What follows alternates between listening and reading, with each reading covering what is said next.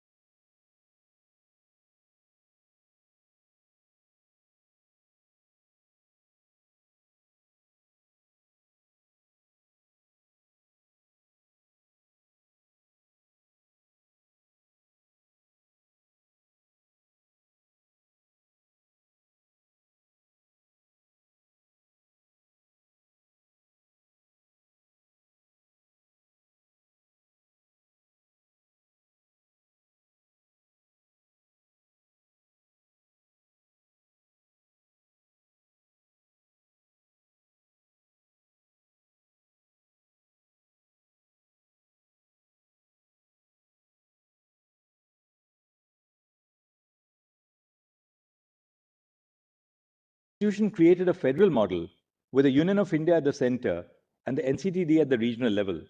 This is the asymmetric federal model adopted for NCTD.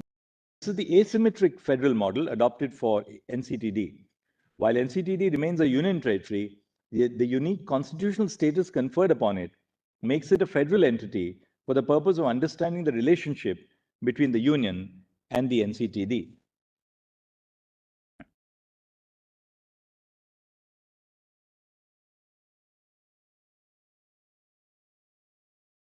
A combined reading of Articles 73 and 162 of the Constitution indicates that the Union has exclusive executive power over entries in List 1.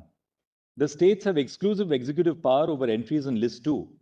With respect to list 3, that is the concurrent list, the union shall have executive power only if provided by the constitution or by a law of parliament.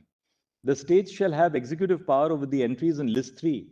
However, if a central legislation or a provision of the constitution confers executive power to the union with respect to a list 3 subject, then the executive power of the state shall be subject to such law or provision.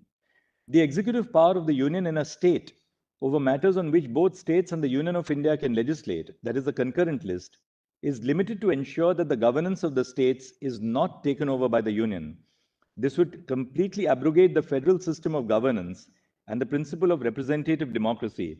It is with this objective in mind that the members of the Constituent Assembly thought it fit to limit the executive power of the union in a state over matters on which the state legislature also has legislative competence. The principle in Articles 73 and 162 would equally apply to the scope of executive power over matters which are within the legislative competence of both the Union and the GNCTD.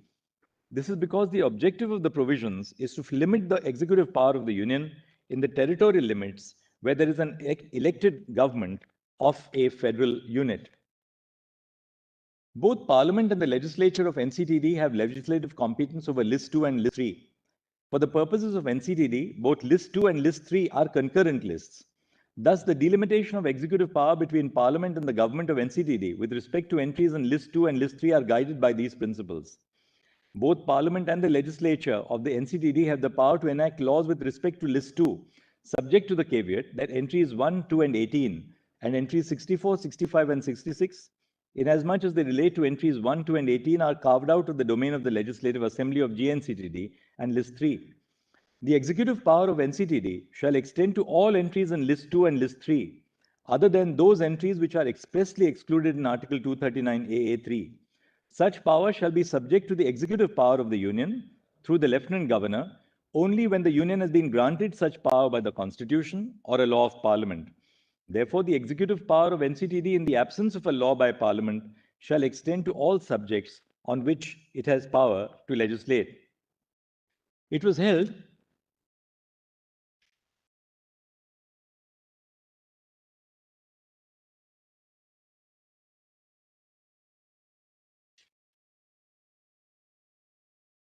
Then we cover Rule 46 of the rules, and we say the rule provides that the Lieutenant Governor shall exercise such powers and functions with respect to persons serving in the administration of NCTD as may be entrusted to him under the provisions of the rules and orders regulating the conditions of service of such persons or by any other order of the President. The term administration in this rule must be considered in the context of Article 239 AA3 and Section 41 of the GNCTD Act. The executive administration by the Lieutenant Governor, in his discretion, can only extend to matters which fall outside the purview of the powers conferred on the Legislative Assembly, but it extends to powers or functions entrusted or delegated to him by the President, or in which he is required by or under law to act in his discretion or to exercise any judicial or quasi-judicial functions. The term administration cannot be understood as the entire administration of GNCTD. Otherwise, the purpose of giving powers to a constitutionally recognized and democratically elected government would be diluted.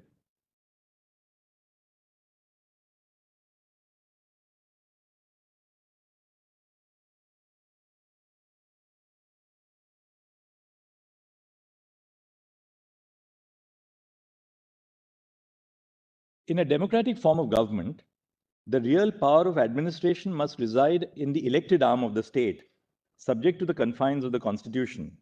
A constitutionally entrenched and democratically elected government needs to have control over its administration. Administration comprises of several public officers who are posted in the services of a particular government, irrespective of whether or not that government was involved in their recruitment. For instance, an officer recruited by a particular government may serve on deputation with another government. If a democratically elected government is not provided with the power to control the officers posted within its domain, then the principle underlying the triple chain of collective responsibility would become redundant. That is to say, if the government is not able to control and hold to account the officers posted in its service, then its responsibility towards the legislature as well as the public is diluted. The principle of collective responsibility extends to the responsibility of officers who in turn report to the ministers. If the officers stop reporting to the ministers or do not abide by their directions, the entire principle of collective responsibilities is affected. A democratically elected government can perform only when there is an awareness on the part of officers of the consequences which may ensue if they do not perform. If the officers feel that they are insulated from the control of the elected government which they are serving, then they become unaccountable or may not show commitment towards their performance. We have already held that the relationship between the Union and the NCTD resembles an asymmetric federal model, where the latter exercises its legislative and executive control in specified areas of the state list and concurrent list. Article 239 AA, which conferred a special status to NCTD and constitutionally entrenched a representative form of government, was incorporated in the Constitution in the spirit of federalism, with the aim that the residents of the capital city must have a voice in how they are to be governed. It is the responsibility of the government of the NCTD to give expression to the will of the people of Delhi who elected it. Therefore, the ideal conclusion would be that GNCTD ought to have control over services subject to exclusion of subjects which are out of its legislative domain. If services are excluded from its legislative and executive domain, the ministers and executives and the executive who are charged with formulating policies in the territory of NCTD would be excluded from controlling the civil service officers who implement such executive decisions.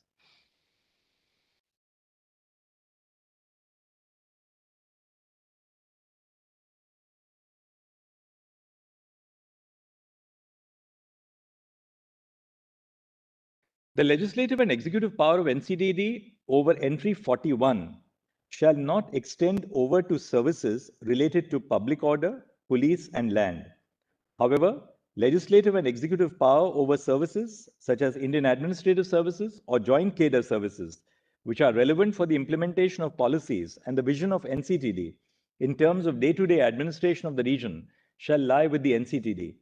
Officers thereunder may be serving in NCTD even if they were not recruited by the NCTD. In such a scenario, it would be relevant to refer as an example to some of the rules which clearly demarcate the control of all India or joint cadre services between the Union and the states. NCTD, similar to other states, also represents the representative form of government. The involvement of the Union of India in the administration of NCTD is limited by constitutional provisions, and any further expansion would be contrary to the constitutional scheme of governance.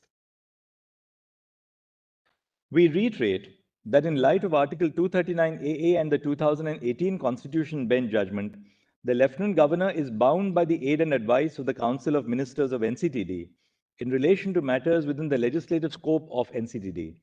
As we have held that NCTD has legislative power over services, excluding public order, police, and land, under entry 41 list 2, the Lieutenant Governor shall be bound by the decisions of GNCTD on services as explained above. To clarify, any reference to Lieutenant Governor or over services, excluding services relating to public order, police, and land, in relevant rules, shall mean Lieutenant Governor acting on behalf of NCTD. Now, the conclusion. The division of administrative powers between the Union and the NCTD, as explained in this section, must be respected. In view of the discussion above, the following are our conclusions. A. There does not exist a homogeneous class of union territories with similar governance structures. B. NCTD is not similar to other union territories. By virtue of Article 239 AA, NCTD is accorded a sui generis status, setting it apart from other union territories. C. The Legislative Assembly of NCTD has competence over entries in List 2 and List 3, except for the expressly excluded entries of List 2. In addition to the entries in List 1, Parliament has legislative competence over all matters in List 2 and List 3 in relation to NCTD, including the entries which have been kept out of the legislative domain of NCTD by virtue of Article 239 AA 3A. D. The executive power of NCTD is coextensive with its legislative power, that is, it shall extend to all matters with respect to which it has the power to legislate. E. The Union of India has executive power only over the three entries in List 2, over which NCTD does not have legislative competence. F. The executive power of NCTD with respect to entries in List 2 and List 3 shall be subject to the executive power expressly conferred upon the Union.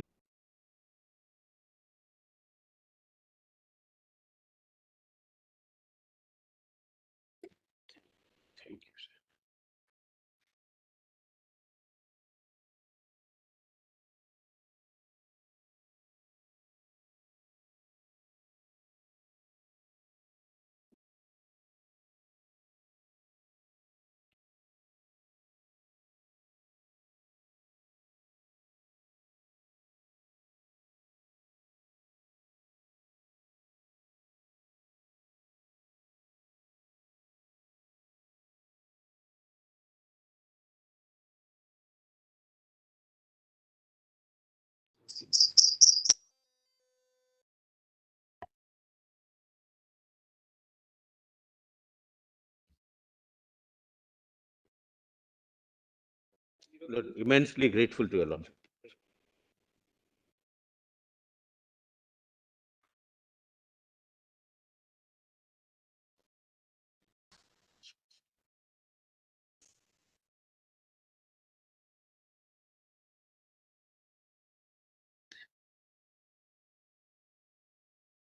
The petitioners have urged that the order of this court dated 27 June 2022 relied on the decision in Nabam Rebia to injunct the Deputy Speaker from adjudicating the disqualification petitions.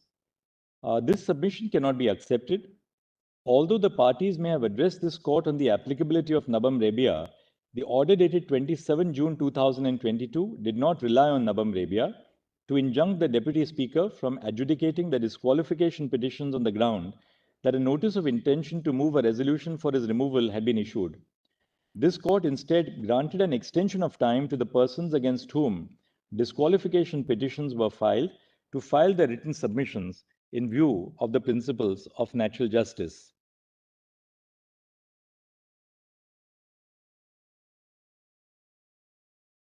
Based on the submissions which have been canvassed before us, we are of the view that the decision in Nabam Rebia merits reference to a larger bench because a substantial question of law remains to be settled. The following are our prima facie reasons for reaching this conclusion. I'll not read out all the reasons for the reference to a larger bench of Nabam Rebia, save and except to note one thing. It appears that the following aspects were not considered in Nabam Rebia. One, whether the temporary disablement of the functions of the Speaker under the 10th schedule is prone to misuse by MLAs who anticipate that disqualification petitions will be instituted against them or by MLAs against whom disqualification petitions have already been instituted. And two, whether a constitutional hiatus in the operation of the 10th schedule ensues because of the temporary disablement of the Speaker. To give quietus to the issue, we refer the following question and any allied issues which may arise to a larger bench, whether the issuance of a notice of intention to move a resolution for the removal of the Speaker restrains them from adjudicating disqualification petitions under the 10th schedule of the Constitution. Then we have said that pending the decision of the larger bench, as an interim measure, adoption of the following procedure may subserve the objective of the 10th schedule, the symbols order, as well as Article 179C. It may also provide some amount of clarity and certainty. And the points which we have then made for the interim is that the investing of exclusive adjudicatory jurisdiction upon the Speaker to determine the complaints under the 10th schedule will entitle the Speaker to rule upon and decide applications questioning their jurisdiction. B. 1. The Speaker is entitled to rule on applications that require them to refrain from adjudicating proceedings on the ground of initiation of a motion for the removal under Article 179C. A Speaker can examine if the application is bona fide or intended only to evade adjudication. 2. If the Speaker believes that the motion is well founded, they may adjourn the proceedings under the 10th schedule till their decision of their removal is concluded. On the other hand, if they believe, page 61 ko correction hai, if they believe that the motion is not as per the procedure contemplated under the Constitution, read with the relevant rules, they are entitled to reject the plea and proceed with the hearing. And 3, the decision of the Speaker either to adjourn the proceedings under the 10th schedule in view of the pending proceedings under Article 179C or to proceed with the hearing will be subject to judicial review. As the decision of the Speaker relates to their jurisdiction, the bar of a quae time action as contemplated in Quixote Holohan will not apply. Now, having referred the matter to a larger bench, we have given our reasons for coming to the conclusion that we are still dealing with the matter on merits because Nabam Rebia, strictly speaking, did not arise in the matter before us, but we thought Nabam, the controversy, should be settled by a reference to 7 judges. So I'll now go to the what we have said on the merits of this particular case.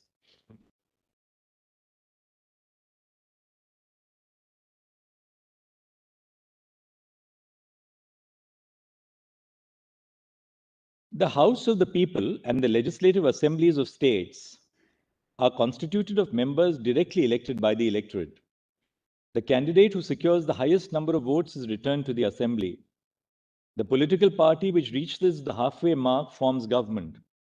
A coalition of political parties may form the government if no single political party reaches the halfway mark. Articles 75 and 164 provide that the Council of Ministers is collectively responsible to the House of People and the Legislative Assembly of the state, respectively. The legislators who are directly elected by the people have a duty to hold the executive accountable on the floor of the House.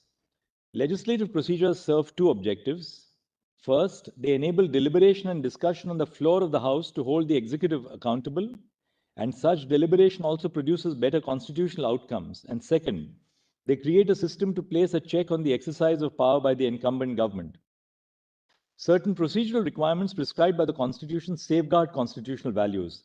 This is reflected in Article 368, which prescribes a special majority to amend certain constitutional provisions, which, according to the members of the Constituent Assembly, hold a higher constitutional and democratic value. Certain other legislative procedures further democratic processes and accountability and prevent the concentration of power in the hands of the incumbent government. Article 212 cannot be interpreted as placing all procedural infringements beyond the pale of judicial review. Completely disregard the importance of legislative processes in a constitutional democracy.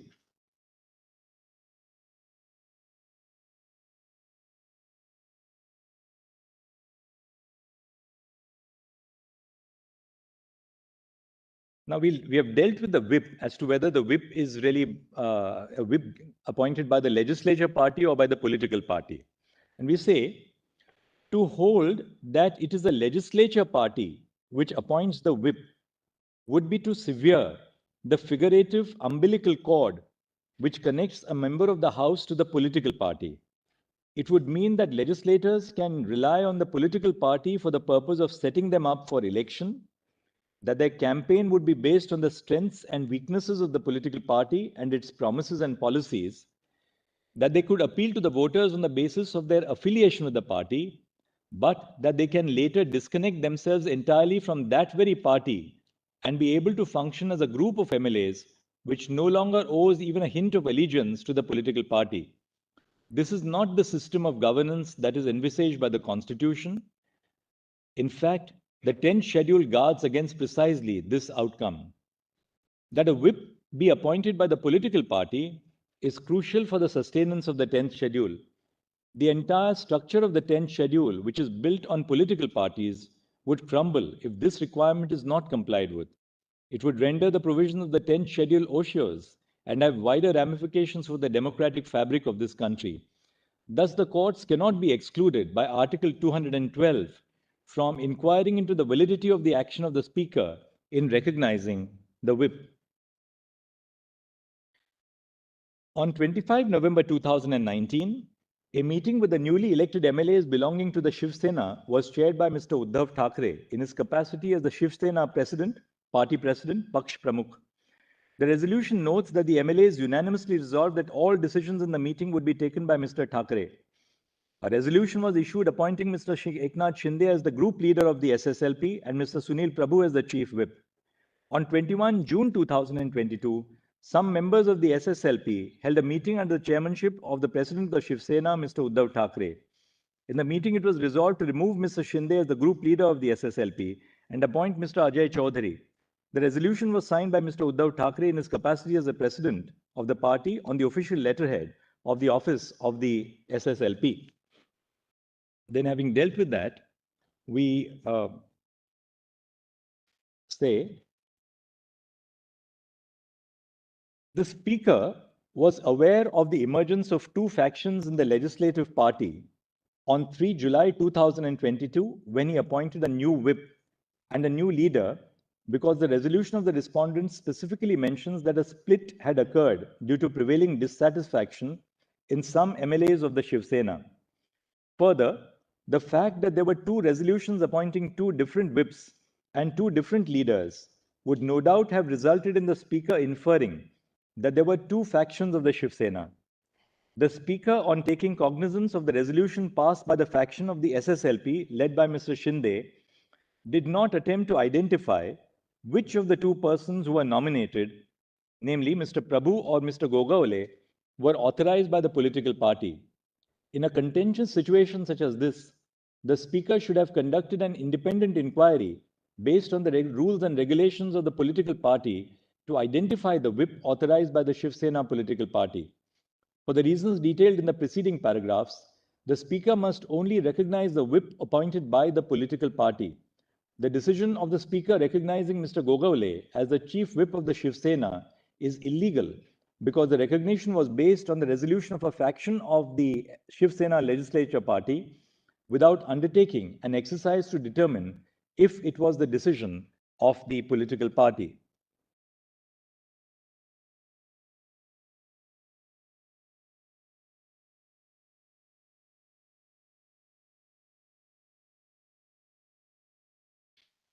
Harmonizing the 10th schedule with paragraph 15 of the symbols order. This court cannot accept the solution proposed by the petitioners and lay down a constitutional sequence. To hold that the Election Commission of India is barred from adjudicating petitions under paragraph 15 of the symbols order until the final adjudication of the disqualification petitions under the 10th schedule would be in effect to indefinite for the Election Commission of India. This is because an order of the Speaker attains finality only after all avenues for appeal have been exhausted or are barred by the passage of time. The time that it would take for an order of the Speaker to attain finality is uncertain. The Election Commission of India is a constitutionally entrenched institution which is entrusted with the function of superintendence of and control over the electoral process. The ECI, which is a constitutional authority, cannot be prevented from performing its constitutional duties for an indefinite period of time. Proceedings before one constitutional authority cannot be halted in anticipation of the decision of another constitutional authority. In arriving at this decision, it is not necessary for the ECI to rely on the test of majority in the legislature alone. In cases such as the present one, it would be futile to assess which group enjoys a majority in the legislature. Rather, the Election Commission of India must look to other tests in order to reach a conclusion under paragraph 15 of the symbols order. The other tests may include an evaluation of the majority in the organizational wings of the political party, an analysis of the provisions of the party constitution, or any other appropriate test. Then we deal with the judgment in Sadiq Ali's case, and having dealt with the judgment, we say the disqualification proceedings before the Speaker cannot be stayed in anticipation of the decision of the ECI. In cases where a petition under paragraph 15 of the symbols order is filed after the alleged commission of prohibitory conduct, the decision of the ECI cannot be relied upon by the Speaker for adjudicating disqualification proceedings. If the disqualification petitions are adjudicated based on the decision of the ECI in such cases, the decision of the ECI would have a retrospective effect. This would be contrary to law.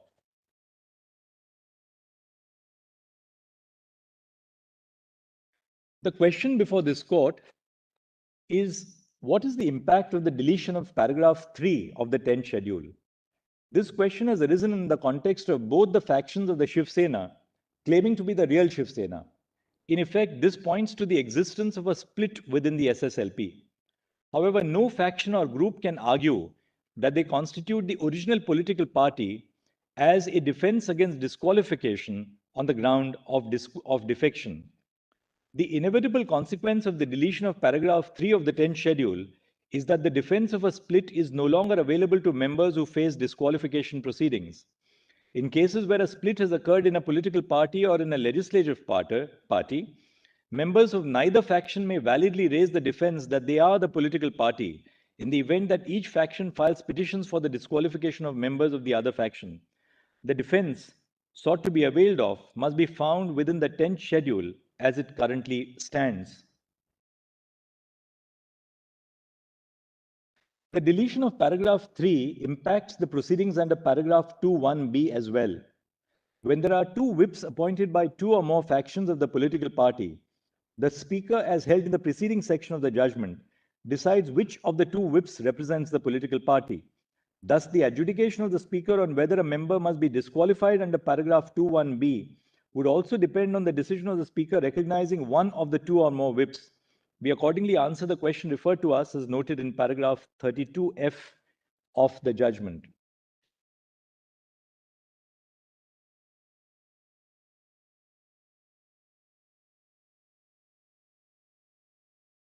To avert a no confidence motion, The incumbent government may not advise the governor to convene a session of the assembly, and the speaker may adjourn the sitting of the House to prevent voting for granting leave to move a motion of no confidence. If the speaker and the government attempt to circumvent a no confidence motion, the governor would be justified in exercising the power under Article 174 without the aid and advice of the Council of Ministers. Now we have dealt with the role of the governor in the present case. The petitioners have urged that the governor was not justified in reaching the conclusion that he did on the basis of the resolution dated 21 June 2022 because 1. The 34 MLAs belonging to the Shiv Sena did not express their intention to exit the Maha Vikas Aghadi government, and 2. The governor had no objective material on the basis of which he could doubt the confidence of the incumbent government. The resolution on which the governor relied did not contain any indication that the MLAs wished to exit from the MVA government. The communication expressing discontent on the part of some MLAs is not sufficient for the governor to call for a floor test. The governor ought to apply his mind to the communication or any other material before him to assess whether the government seemed to have lost the confidence of the House. We use the term opinion to mean satisfaction based on objective criteria as to whether he possessed relevant material and not to mean the subjective satisfaction of the governor. Once a government is democratically elected in accordance with law, there is a presumption that it enjoys the confidence of the House. There must exist some objective material to dislodge this presumption. The MLAs did not express their desire to withdraw support from the MVA government in the resolution dated 21 June 2022. Even if it is assumed that the MLAs implied that they intended to exit from the government, they only constituted a faction of the SSLP and were at most indicating their dissatisfaction with the course of action adopted by their political party. The political imbroglio in Maharashtra arose as a result of party differences within the Shiv Sena. However, the floor test cannot be used as a medium to resolve internal party disputes or intra-party disputes. Dissent and disagreement within a political party must be resolved in accordance with the remedies prescribed under the party constitution or through any other methods that the party choose to opt for. There is a marked difference between a party not supporting a government and individuals within a party expressing their discontent with the party leadership and functioning. The governor is the titular head of the state government. He's a constitutional functionary who derives his authority from the constitution. This being the case, the governor must be cognizant of the constitutional bounds of the power vested in him. He cannot exercise a power that is not conferred on him by the constitution or a law made under it. Neither the constitution nor the laws enacted by parliament provide for a mechanism by which disputes amongst members of a political party, particularly, can be settled. They certainly do not empower the governor to enter the political arena and play a role, however minute, either in inter-party disputes or in intra-party disputes. It follows from this that the governor cannot act upon an inference that he has drawn that a section of the Shiv Sena wished to withdraw their support to the government on the floor of the House. It is true that the letter dated 25 June 2022 sent by some MLAs of the Shiv Sena to the governor, requesting him to issue directions to the appropriate authorities for the restoration of their security, details mentions that those MLAs no longer wanted to be a part of the corrupt MVA government. However, this cannot be taken to mean that they had withdrawn their support on the floor of the House. Nothing in any of the communications relied upon by the governor indicates that the dissatisfied MLAs from the Shiv Sena intended to withdraw their support to the Chief Minister and the Council of Ministers. At the highest, the various communications expressed the fact that a faction of the MLAs disagreed with some policy decisions of the party. The course of action they wished to adopt in order to air their grievances and redress them was, at the time the floor test was directed to be conducted, uncertain. Whether they would choose to enter deliberations with their colleagues in the House or in the political party, or mobilize the cadres, or resign from the assembly in protest, or opt to merge with another party was uncertain. Therefore, the governor erred in relying upon the resolution signed by a faction of the SSLP MLAs to conclude that Mr. the majority of the House. Second, the governor relied on the letter dated 25 June 2022 from 38 SSLP members, claiming that the security provided to them and to their families was illegally withdrawn. The MLAs claimed that the security was withdrawn to coerce them into continuing to support the MVA government against their free will. Therefore, they demanded the restoration of the security provided to them and to their family members. After receiving the letter, the governor issued directions to the state police to provide adequate protection to the MLAs, the members of their families, and their property. However, the lack of security to the MLAs has no bearing on the question of whether the government enjoys the confidence of the House. The appropriate response of the governor in such cases is to ensure that security that they were lawfully entitled to continues to be provided to them if it has been removed. This was an extraneous reason that was considered by the governor. The third communication that the governor relied on is the letter dated 21 June 2022 addressed by Mr. Eknath Shinde to the Deputy Speaker, stating that the appointment of Mr. Ajay Chowdhury was illegal. The governor may not inquire into or express an opinion on the validity of proceedings of the legislature. That is exclusively within the domain of the legislature itself, or in certain circumstances discussed in the previous segment of this judgment, within the domain of courts. The discretionary power of the governor under Article 163 of the Constitution is limited to situations where a constitutional provision expressly provides it, or where the Constitution cannot be construed otherwise than to grant such discretion. Hence, the governor ought not to have relied on the letter dated 21 June 2022. In any event, the contents of the letter did not indicate anything to suggest that the then Chief Minister, Mr. Thackeray, had lost the confidence of the House.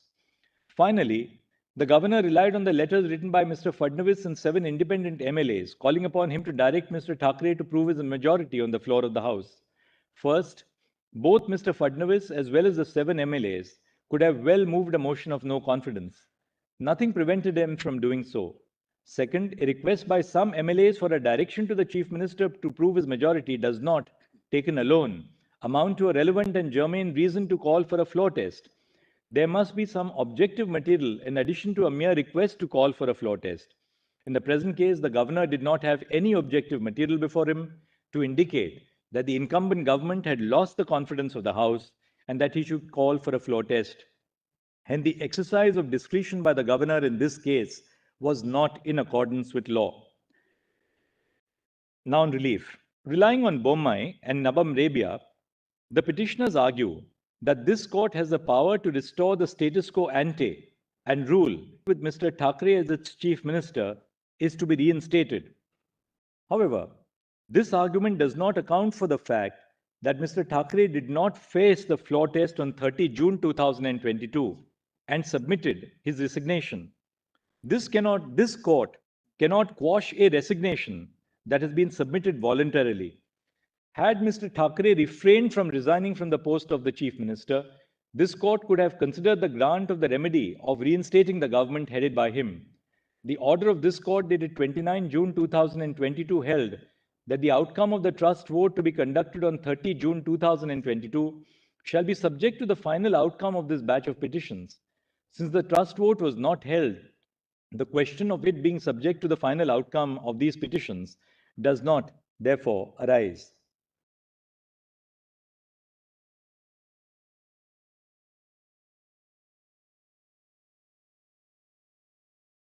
Conclusions.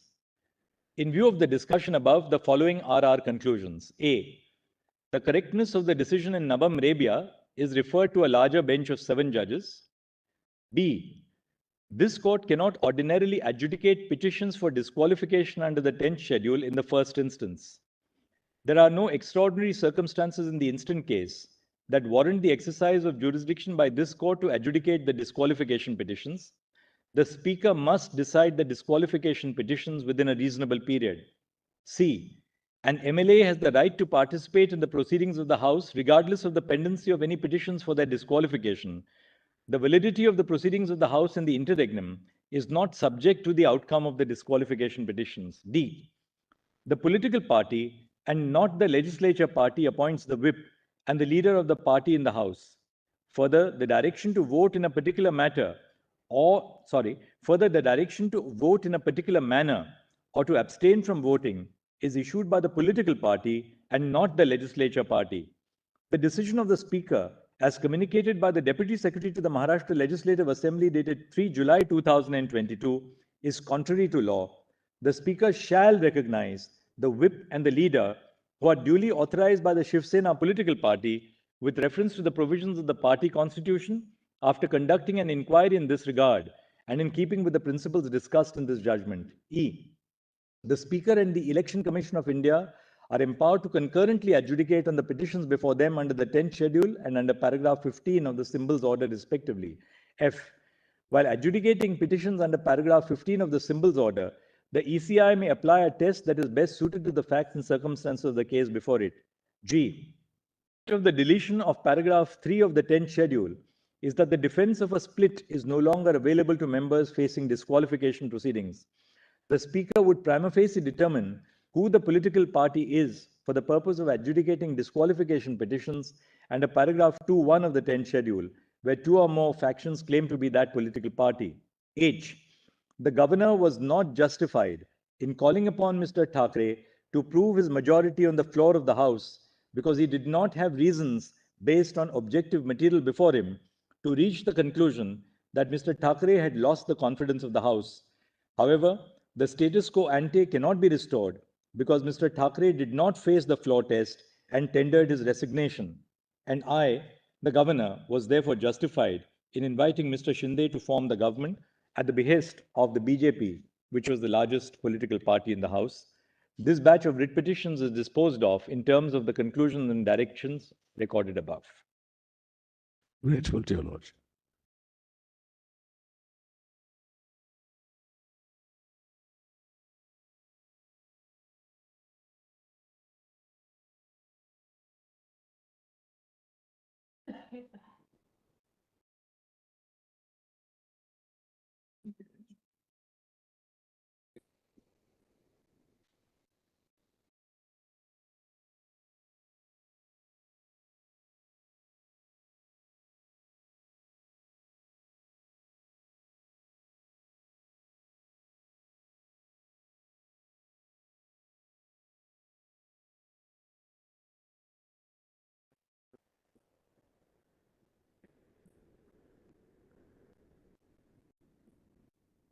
Immediately. Without correction. Deeply obliged. No, obliged, Your Lordship. Deeply obliged. Thank you for all your assistance. We must thank the members of the bar. Look, yeah, really, You can never rise very above the patient thoughts of hearing. which we come. Thank you. Thank you.